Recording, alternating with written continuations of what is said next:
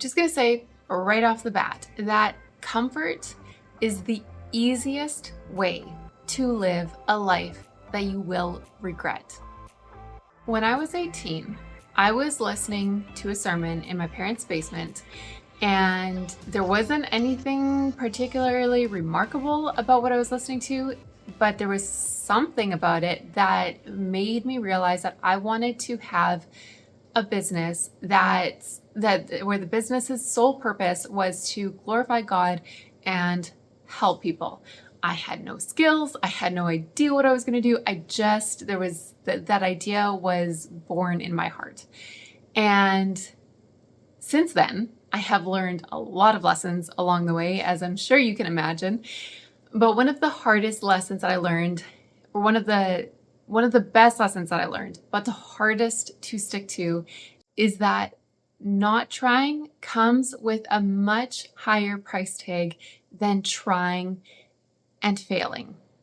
Being faithful with the ideas, with the inspiration, with the tools God has given you, the skills He's given you, with the resources He's given you, with whatever it is that He has put into your hands, your mind, and your heart.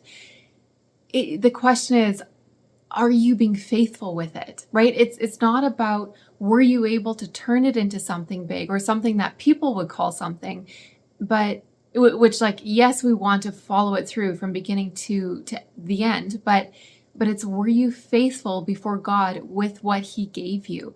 Were you living before an audience of one and not just saying, okay, God, whenever you want to make it happen, then I'll do it. But you make it happen and I'm right here and I'm ready. But it's, were you a faithful partner with Him with what you did? And it's a question of, did you do, like, this isn't a salvation issue. We're saved by Jesus's death on the cross alone.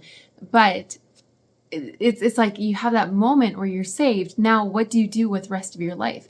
How do you live your life? And if you play it safe, you stay in your comfort zone. And there are lots of great Christians that play it safe in comfort zones. But it's like, are you going to play it safe in that comfort zone, or are you going to follow Jesus wherever He goes and wherever He leads you specifically?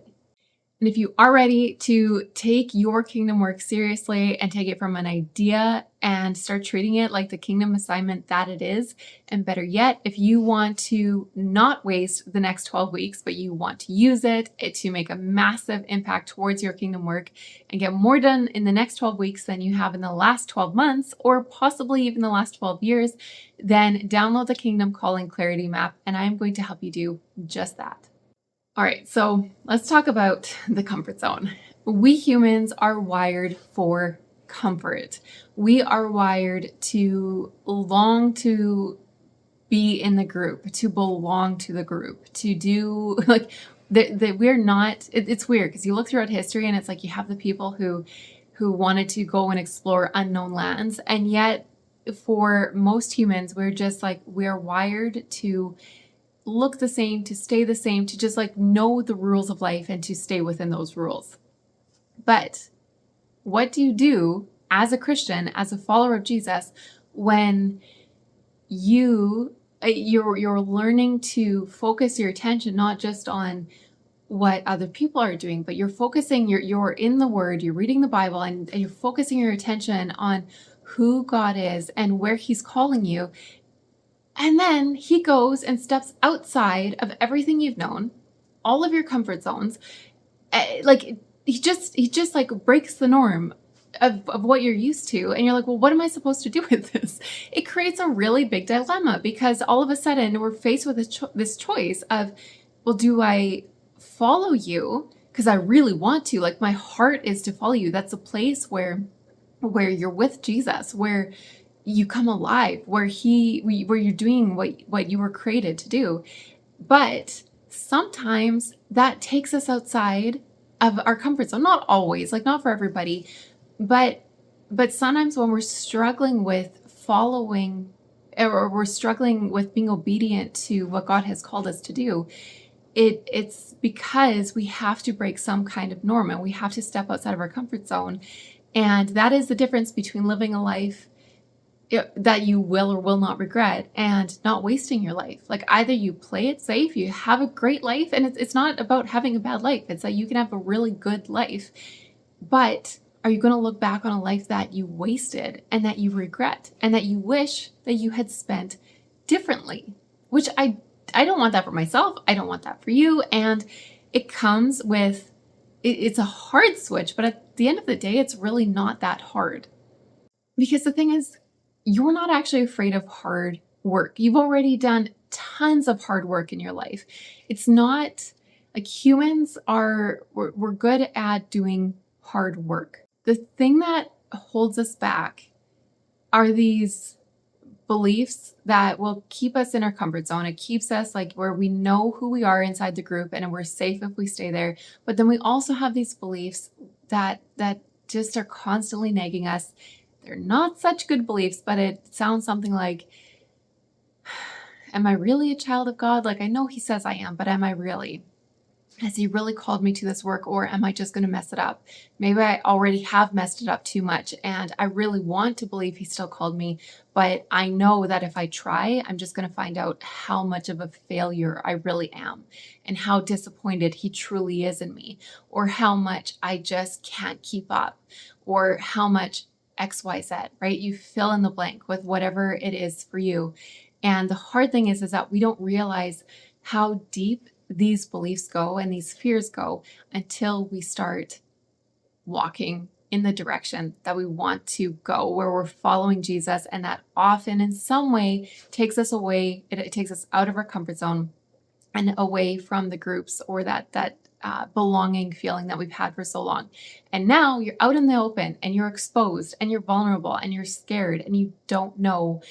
You're in this place where you've got this head knowledge from God's word that you know he's faithful, you know he's good, but it's like you're Israel in the wilderness, and you're having to really, you've got these tangible experiences where you have to know, like, okay, is God actually, has he left us, or is he leading me? Is he with me? Can I really trust him? Or should I go back to Egypt, the place that I've known, and yeah, it sucked, but at least I knew the rules and I knew what to do there. But the thing is, one day you are going to look back on your life, and you might already have years or decades that you are looking back and you're really evaluating how you have been living your life and the choices that you have been making. And the thing about regret is that we don't look back and regret what we couldn't control, right? Like, we might have loved it if it could have been a little bit different, but there are many things that we can't control, and we don't regret those things. We regret those moments in time where we could have gone this way or we could have gone that way, and we chose which way to go because we played it safe, versus doing the thing we really wish that we had done.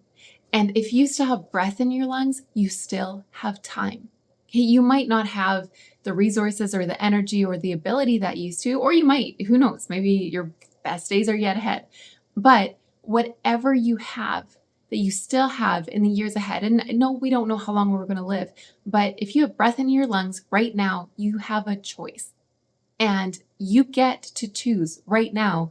Are you going to play it safe, or are you going to live a life that is not wasted, where you are following God, even though that road is a little bit uncomfortable, it's dry, it's deserty, you don't always know which way to take, you don't know where your provision is going to come from, or you don't know all how it's all going to play out, but you know that you are with God, and you know that he is faithful, and you know that he is leading you, and you're letting him teach you in the wilderness season that you're in. As you're learning to trust him, you are learning that he is truly who he says he is.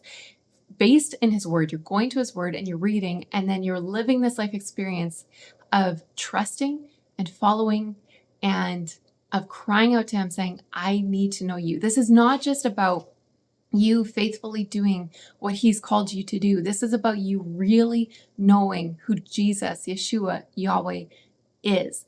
And that is the most valuable thing you are ever going to get from your kingdom work.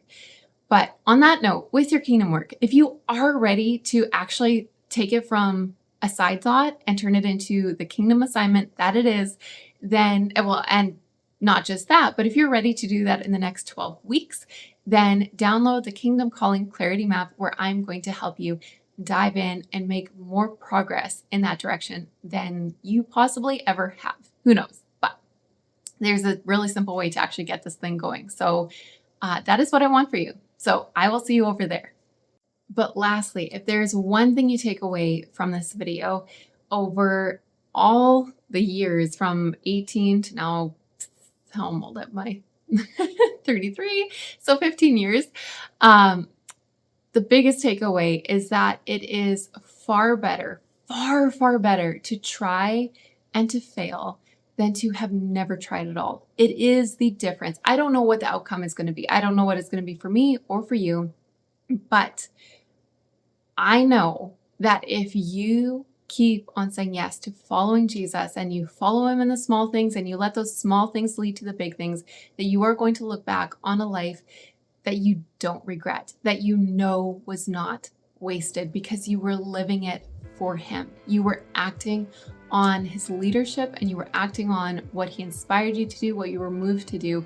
And because of who our God is, that makes every little thing that we do matter in the big picture, because he's the one who holds that big picture. So try. Just do that next right thing. Make it happen. Whatever is in your power and your control to do, then do it and live a life that is not wasted.